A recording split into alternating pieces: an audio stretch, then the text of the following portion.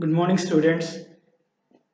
So, as a part of our gypsum products class, we are dealing with part 2.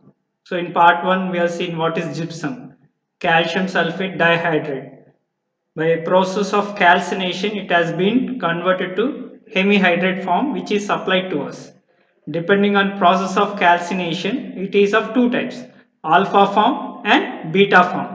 Alpha form is commonly termed as dental stone, where particles are small and regular and requires less water. So strength wise it is more. And beta form is commonly termed as dental plaster, model plaster, where particle size are large and porous in nature. And third one is modified alpha hemihydrate, commonly known as diastone. So we are seeing this in part 1. So when you mix hemihydrate with water, it is converted to dihydrate along with unreacted particles of hemihydrate will be left over plus heat will be evolved. So this is known as exothermic reaction. So next, in a continuation of this, so depending on how the setting takes place,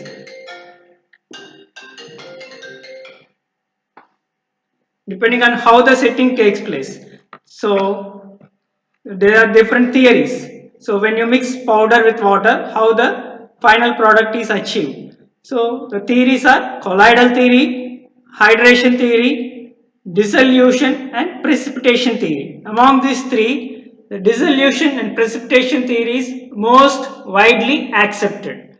So coming to colloidal theory. In colloidal theory, so as you see in alginate and agar, hydrocolloids.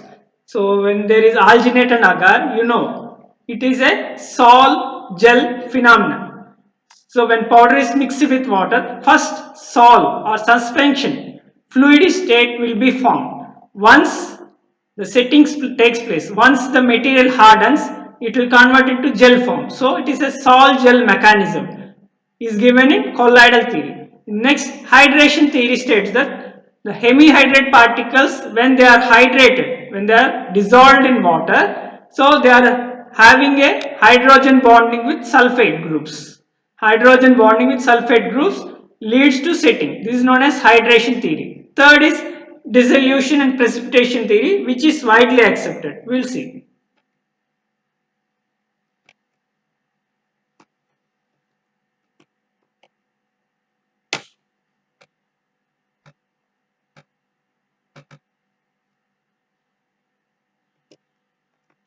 See, colloidal theory. So when hemihydrate powder is mixed with water, first a colloidal state is formed through a sol and gel mechanism. So powder is mixed with water, so it forms in a colloidal state. So in sol state means when it is liquidiform, when powder is initially dissolved into water. In a solid state, hemihydrate particles are hydrated. So particles are dissolved in water to form a dihydrate.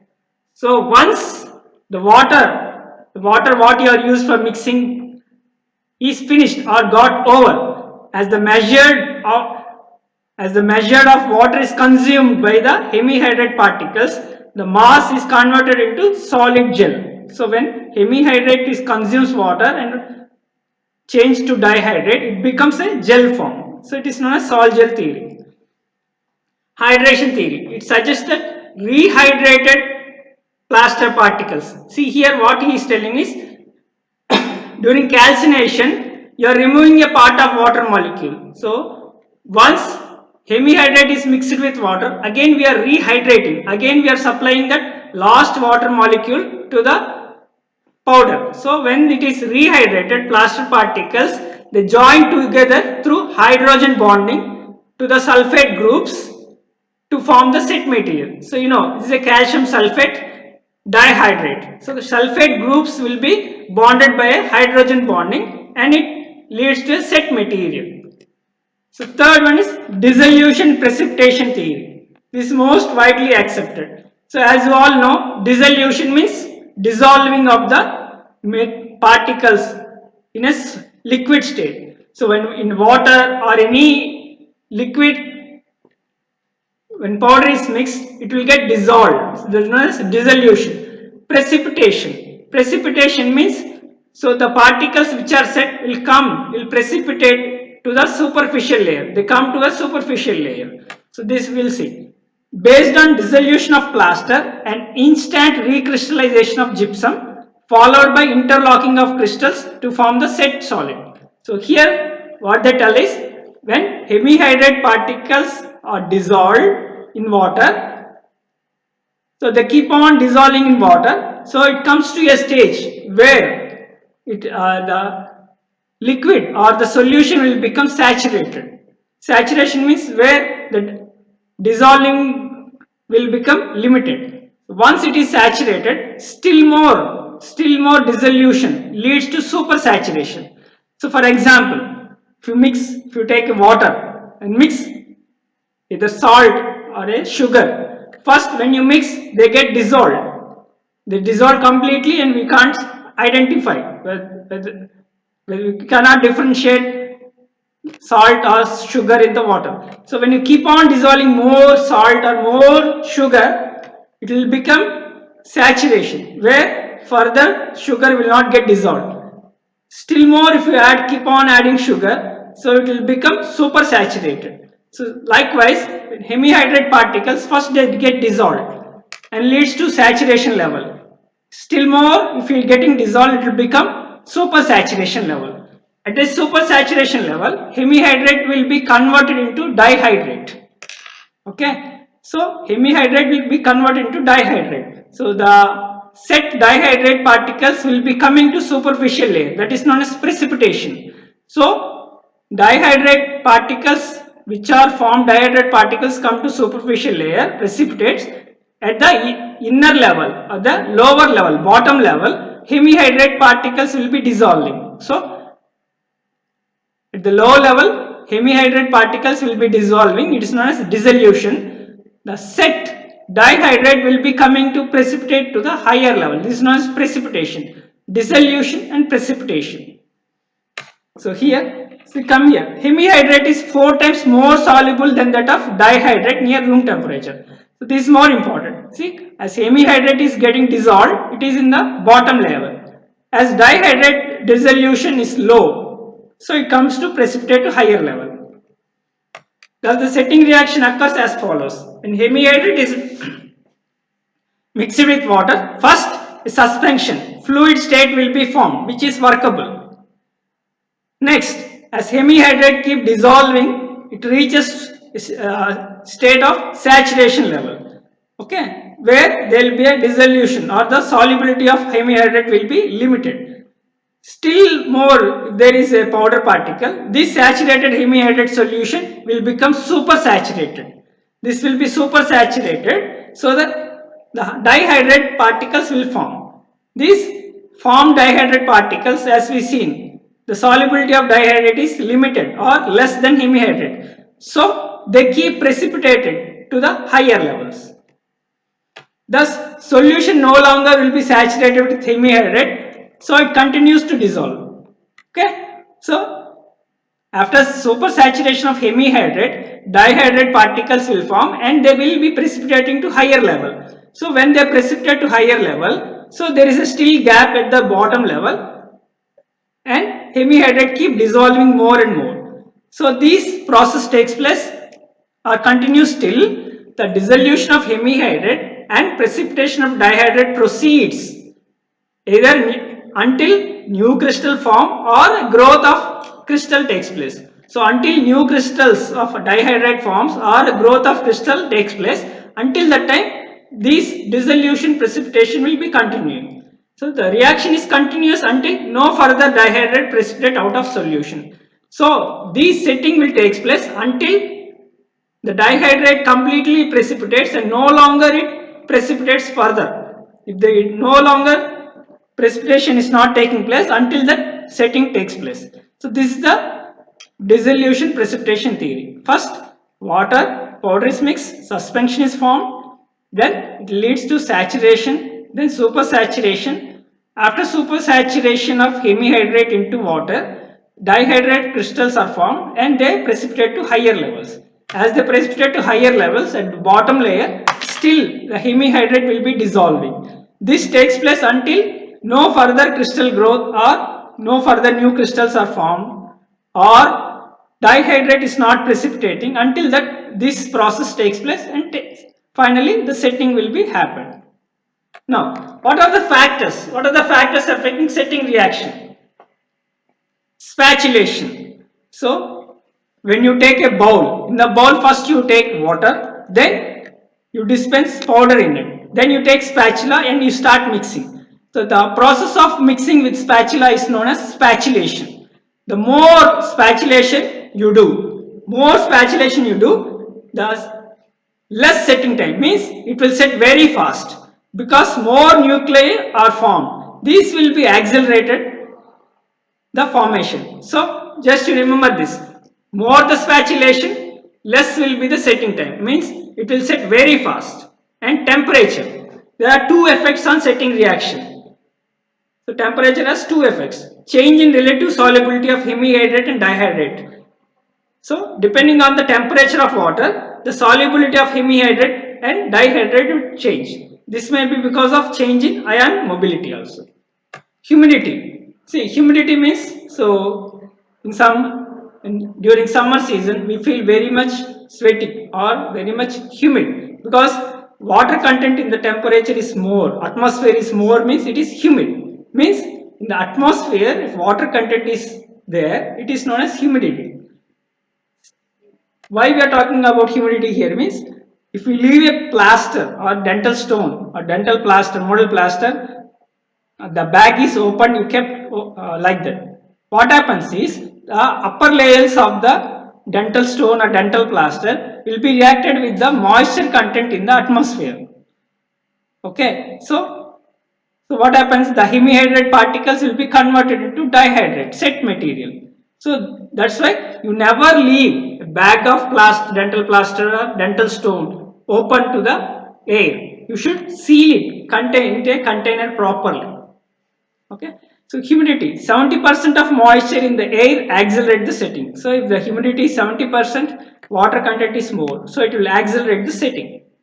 Further contamination with the moisture retards the setting. So if there is any contamination, as I told you, if there is bag is open, the upper layer will be contaminated with water, so it will retard, slow the setting. So always keep the plaster or stone in a closed container, never keep it open to the air.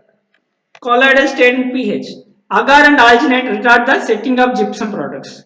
So agar and alginate, they have a component such as borax which will retard. They are retarders. They slow the setting time. Liquid with low pH retards, liquids with high pH accelerates.